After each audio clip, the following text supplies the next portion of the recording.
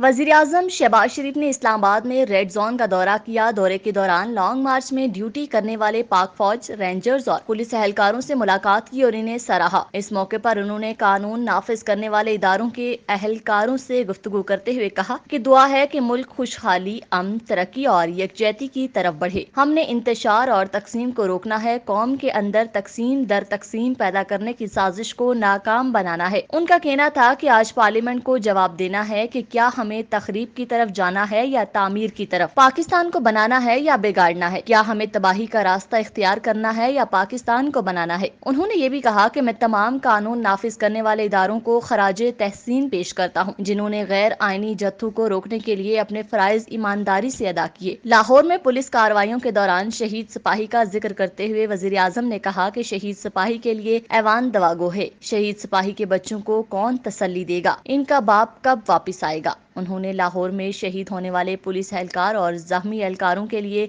विफाकी हुकूमत की तरफ से पैकेज देने का ऐलान करते हुए कहा कि इससे इनका हौसला बढ़ेगा कि हुकूमत इनके साथ खड़ी है। उन्होंने कहा कि हजारों पाकिस्तानियों, अफवाज पाकिस्तान, पुलिस, चारों सूबों और खास तौर पर खैबर पख्तूनख्वा के लोगों ने दहशत गर्दी के खिलाफ कुर्बानियां दी हैं। शहबाज शरीफ ने कहा कि आज पेशावर में जहाद के नारे लगाए जा रहे हैं, लेकिन ये बताया जाए कि ये जहाद किसके खिलाफ किया जा रहा है। खैबर पख्तूनख्वा में मजहब को जाती मकसद के लिए इस्तेमाल किया गया, जिसकी ये ऐवान मजम्मत करता है। उनका कहना था कि जहाँ अस्पतालों में अद्वियात मुफ्त मिलती थी, वो साबिक वज़ीर-ए-आज़म ने बंद कर दी। हेपेटाइटिस का मुफ्त इलाज बंद कर दिया, अवाम की जिंदगी तबाह कर दी। ये इंसान पाकिस्तान की तरक्की और खुशहाली का साथी नहीं है। कश्मीरी हुर्रियत रहनुमा यासीन मलिक का जिक्र करते हुए वज़ीर-ए-आज़म ने कहा कि अकल का अंधा भी जानता था कि यासीन मलिक की किस्मत का फैसला भारत करने जा रहा है, मगर इस इंसान ने कश्मीरियों का ख्याल भी नहीं किया। कश्मीरियों का इतना एहतराम था तो उस दिन की बजाय किसी और दिन का इंतखाब किया जाता, मगर इमरान खान को कश्मीरियों की कोई परवाह नहीं थी।